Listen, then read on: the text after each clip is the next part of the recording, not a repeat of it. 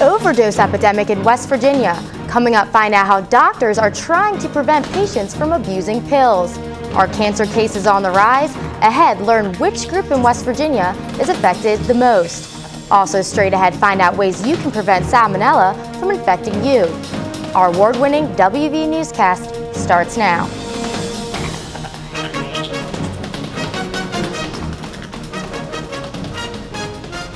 A new report ranks West Virginia #1 for fatal overdoses in the nation. In fact, prescription drug overdoses now outnumber those of heroin and cocaine combined. Crime reporter Megan Carr joins us in the studio with more. Megan? Thanks, Mike and Jessica. A new study found that overdoses in West Virginia are 6 times higher than compared to a decade ago. Misuse of prescription drugs costs the country more than $50 billion each year. These expenses include lost productivity, medical bills, and high court costs. I spoke with doctors in southern West Virginia to see how they are dealing with drug abuse. Prescription medication helps lives, even saves lives, but it also ruins lives. One West Virginia health official compares prescription drug abuse in the state to World War II. No one is left untouched. You can go to the pharmacy. People will approach you trying to buy your drugs. It's just plagued our communities. The Trust for America's Health found that in 2010, West Virginia had the highest rate in the nation for prescription drug overdoses. And West Virginia's rate of overdoses increased by more than 600% between 1999 and 2010. But Dr. John Morgan doesn't need a statistic to convince him that West Virginia has a prescription drug abuse problem. He says patients come into his ER looking for more drugs to feed their addiction. I would bet in this ER, 40% of the people are coming for no other reason than just to get pain pills. West Virginia has an online database set up for professionals to try to prevent this. The West Virginia Board of Pharmacy website allows physicians to log into and see what medication has already been prescribed to that patient. But Morgan says physicians are not required to look at the online database in West Virginia, and many don't. You have the knowledge. Some people don't want the knowledge. Some people don't want to have to deal with it, and they don't want to have to deal with the confrontation of telling a patient no. Kentucky has a similar online database and requires physicians to check the database before prescribing medication to a patient. The Trust for America's Health did give West Virginia high marks for 8 programs that are trying to combat prescription drug abuse. Despite West Virginia's increase in prescription drug abuse, the number of Americans nationwide abusing prescription drugs has declined in recent years. Mike and Jessica, back to you. While some people are abusing prescription drugs, others depend on them to save their lives, including for cancer treatments. But a new report suggests changes are needed for cancer care overall. And the report warns that treatment centers are not responding to patients' needs and should focus on improving communication and increasing their workforce. I sat down with one cancer survivor who is trying to make a difference. Come here, honey. You went up here with Mommy? Betty Pushkar was diagnosed with breast cancer in 1985. She found this devastating news difficult to accept. When I was diagnosed, I thought, this has got to be a mistake. But it wasn't. And then I went on to MD Anderson in Texas to be treated. And they had given me 1 year to 3 years to live. And now it's 30. After her diagnosis, Pushkar decided to build the Betty Pushkar Breast Care Center to educate women on prevention and early detection. The Institute of Medicine reports that by 2030, cancer rates will rise by 45%. This means that 2.3 million people will be diagnosed with cancer each year. That report did give a series of recommendations, and the recommendations, a lot of those are things that are being put into practice as we speak. The report recommends choosing evidence-based treatments and keeping patients and their families fully engaged. It's nice to have someone with you, because when you hear those words that you're sick or you have cancer or something, sometimes you don't hear those. I know I didn't. For Pushkar, having a strong support system was crucial during her recovery. The Institute of Medicine warns the U.S. is facing a cancer crisis partly due to an aging population. 77% of all cancer cases are in people who are older than 65 years old. A recent salmonella outbreak from raw chicken has led to more than 80,000 pounds of chicken being pulled off store shelves. Also, more than 300 people have been infected during the recent outbreak. Consumer reporter Austin Galmarini joins us now with more. The most recent outbreak contains a rare type of salmonella not normally found in the U.S. This has raised concerns nationwide about food safety, but there are ways you can protect yourself. New developments in that Foster Farm salmonella outbreak. 3 Foster Farms plants at the center of that salmonella outbreak. Raw chicken linked to a Foster's Farm packaging plant in California has affected Americans. Over 300 people from across the United States have become sick from salmonella. Food poisoning is one of the many side effects from salmonella illness. I started feeling really nauseous, and my head started hurting pretty bad. And then when we landed in Atlanta, I ended up getting even more sick, and I ended up throwing up about 3 to 4 times. Most cases of food poisoning from salmonella go undiagnosed, but when the case is severe enough, it is brought to the attention of medical personnel. According to the Centers for Disease Control, in 2012, over 1,500 people from the United States were sick from salmonella. Already this year, 1,000 cases have been reported, 17 of them from West Virginia. The best way to protect yourself from salmonella is to make sure you don't forget the basics. Wash your hands with hot water after handling raw food and clean the surfaces with bleach. But the critical thing is to be careful to avoid cross-contamination and not let any cooked product come into surface contact with either utensils or surfaces that have had association with raw poultry. The USDA says the proper temperature to cook poultry is at 165 degrees Fahrenheit. Any salmonella that may exist in your chicken will be killed at a temperature higher than that.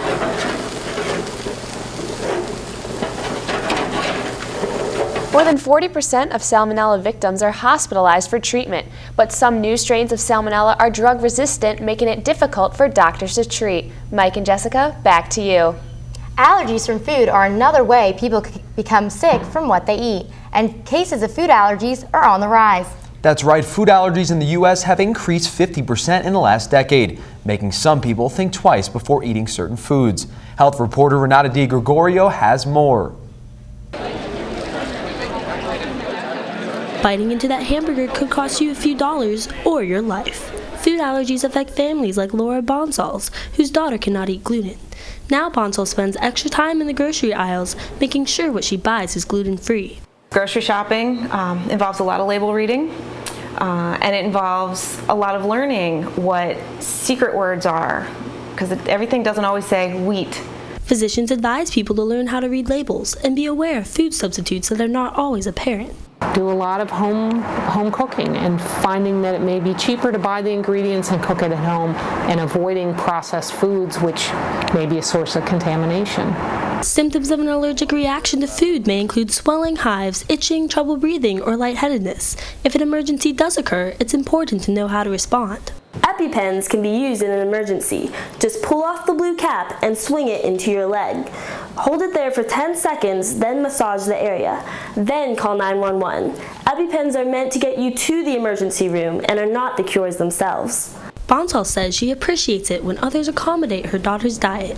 It's amazing just knowing that buying Lay's stacks instead of Pringles for a birthday party means that my daughter can have snacks with everybody else. For more information on what to do in an emergency, visit the website at the bottom of your screen. Renata DiGregorio, WVU News, Morgantown. Millions of federal employees were affected by the recent government shutdown. Government reporter Zachary King spoke with workers about the challenges they faced during and after the furlough. Federal workers from the American Federation of Government Employees Union held multiple rallies in front of the National Institute for Occupational Safety and Health. Some workers, like Melissa Yancheski, were afraid the public would view this as leisure time. We're hopeful that, people don't see this as a paid vacation, if we do receive our back pay, because we didn't ask for this. We in no way deserve this, so we're hoping that people don't see it like that and realize that we want to do our jobs. The American Federation of Government Employees represents more than 600,000 federal employees nationwide. In Morgantown, there are 2 AFGE chapters with more than 150 members. Some were hesitant about coming out to support the cause. This is the first time I've ever participated in something like this, and I was a little nervous, but the reason's very important. important. We want the public to know that we do want to get back to our jobs. After 2.5 weeks of debate, Congress finally came to an agreement and reopened the government the night of October 16th. Part of the deal was that government workers would receive back pay, but some federal employees expect more furlough days in this fiscal year. Zachary King, WVU News, Morgantown. Coming up in sports, news on football head injuries. Nearly 300,000 high school students experience a sports-related concussion every year. In fact, athletes between the ages of 16 and 19 account for nearly 1/3 of all sports-related concussions. Find out how players are preventing future accidents on the field. We'll be right back. I'm Andrew Wiley, and straight ahead, I'll tell you what's being done to prevent concussions on the football field. We're all different. Our interests, our backgrounds can influence our futures. But without focus, they're just dreams. But what if someone could give your interests life? If they could give your background power? If they could fuel what motivates you? That's what gives dreams meaning, purpose. And perhaps that was the moment you knew you wanted to be a mountaineer. For young people, sports are the second leading cause of traumatic brain injury next to car accidents. In the last 80 years, there's been more than 650 high school football players who have died. Two-thirds of those from helmet-to-helmet injuries. Sports anchor Greg Medea joins us now in the studio with more. According to the National Center for Catastrophic Sport Injury Research, there were no fatalities in high school football in 2012, but there have already been 6 deaths this year, including one in West Virginia. Sports reporter Angela Wiley has more on how players can stay safe. Hard hits are part of the game, but they are turning into life-threatening injuries. 2 high school football players died recently after head injuries they suffered on the field. This has created fear for some parents, but not all are afraid to let their child continue to play. He's played football since he's been 5, and he's been taught, and he has very good coaches, and I think he knows how to hit and stuff, and I think he'll be pretty safe. There are efforts being made to make the game safer. Having the proper helmet and a mouth guard is important. Snubbers on the side of helmets also reduce impact. College helmets must be stamped to show they have been tested. New rules have forced coaches on the field to teach players to hit with their eyes up. Assistant athletic trainer Tony Corley says there's another way to reduce the likelihood of concussions that many don't know about. Neck strengthening has been proven to help minimize the amount of concussions. And the reason why is because if our neck is stronger, the likelihood of our head moving so violently, which means our brain is moving violently, can be reduced. Collisions at such a high intensity make it difficult to know how bad the concussion is right away. Well, the thing about concussions, a lot of times guys, they don't really realize the degree of the concussion. They don't really know, how serious it is. You will never really know until you get to see a doctor. Team physicians say returning to the field after a concussion is about a 4 to 5 day process. New rules and in-depth concussion tests are changing the culture of the game. Angela Wiley, WVU Sports, Morgantown. In August, the West Virginia School Board passed a bill that requires the Secondary Schools Activities Commission to draft rules aimed at preventing youth concussions. This also requires schools to warn players about their risks of continuing to play after sustaining a concussion. Mike and Jessica, back to you. An important message for those young kids. Certainly is. Well, that wraps up this week's edition of WVU News. Be sure to visit us online at our website. You can also watch any of our shows on YouTube, and don't forget to follow us and our reporters on Twitter. I'm Mike Martin.